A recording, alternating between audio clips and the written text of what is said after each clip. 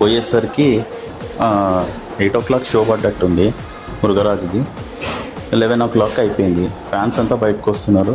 ఒక్కరి మొహంలో కూడా నవ్వు లేదు. చాలా డిసప్పాయింటింగ్గా కనిపించేది. ఏమైందో అర్థం కాలేదు. వెళ్ళి ఒక అతన్ని అడిగినాను, మూవీ చూసి వచ్చిన చిరంజీవి ఫ్యాన్.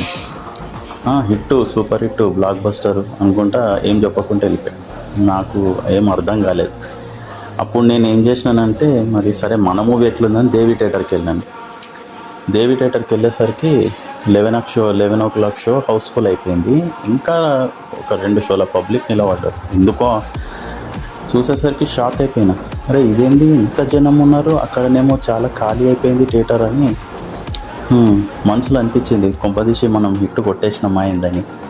సరే ఇక మనకి మ్యాట్ని చూద్దాం అనుకున్నాను, కానీ అక్కడ టికెట్లు దొరికాయి అని అర్థమైపోయింది.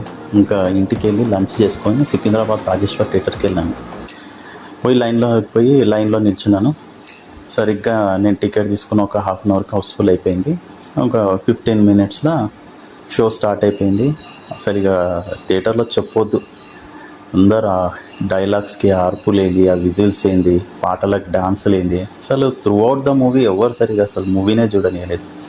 బట్ చాలా కాలం తర్వాత మళ్ళీ అట్లాంటి ఎక్స్పీరియన్స్ చేసినానని ఫుల్ హ్యాపీ అయిపోయినా. తర్వాత బయటకు వచ్చి చూసేసరికి ఈ ఫస్ట్ షో హౌస్ఫుల్ అయిపోయింది. ఇంకా ఒక షో పబ్లిక్ నిలబడున్నారు.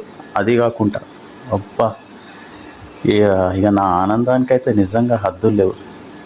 ఈ సంక్రాంతికి మనమే హిట్ కొట్టినట్టున్నామని కన్ఫర్మ్ అయిపోయింది నాకు. ఇంకా ఆ సంతోషానికి అయితే ఇక నిజంగా వెలగట్టలేను నేను. ప్రతి వారం ఇంకా సూపర్ హిట్ అనే పత్రిక వచ్చేటప్పుడు ఆ పత్రిక రాగానే అందులో కలెక్షన్స్ అవి చూసుకుంటా ఇక ఫుల్ హ్యాపీ అనమాట. ఇక